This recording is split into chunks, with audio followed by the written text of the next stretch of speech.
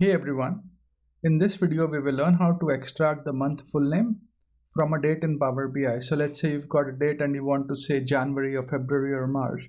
How do you extract this full month name? So let's start. I've got this Power BI file open here with me, and what I'll do is I'll quickly go to the modeling tab and we'll create a date dimension using the CALENDARAUTO function. So I'll just click on a new table and I'll just call it DIMDate, and we'll just use CALENDARAUTO function. And you can see that it returns a table with one column of dates calculated from the model automatically. So what it will do is it will scan the model and find the maximum and minimum date in that model and give you dates, all the dates in between that. So check the model and making sure that it covers all the dates that are present in the model. It creates a date dimension. So let's just quickly go here, and you can see it's giving us date from the 1st of January 2003. And you can see the last date is 31st December 2014. So I'll just change this again and just keep it the way it was. And I'll go to the report tab again.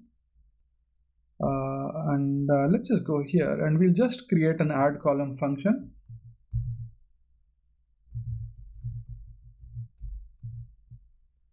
And we'll keep using CALENDARAUTO, and what we need to do is we'll use the format function. So we'll use format function and we will provide the date dimension. So to do that,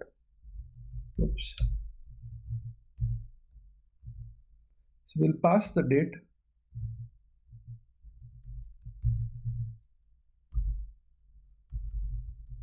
so we use the month, so we need to provide a name, sorry, so we'll just say month full name, and we will just use the format function and we'll pass the date. And to pass the date dimension created by this function, you have to use the square bracket, so we use that, and then we'll just open double quotes and put mmmm and then close the brackets. This closes the format, and then close it one more time, so it closes the add columns function, and hit enter. And you can see it is giving us the month name, and you can scan through it if you wanted to. And you can see you're getting full month names here. So just to recap, and sorry, I'll also put this DAX code in the video notes, so you can download this DAX code and utilize it or reuse this code. So just to recap, in this video, we've essentially covered how to obtain the month full name from a date using the DAX format function. I hope you find this video useful, and thanks for watching this video. Please do subscribe to my channel and like my videos if you enjoy what I'm doing. Let me know if you would like me to take any specific topics. Cheers, bye.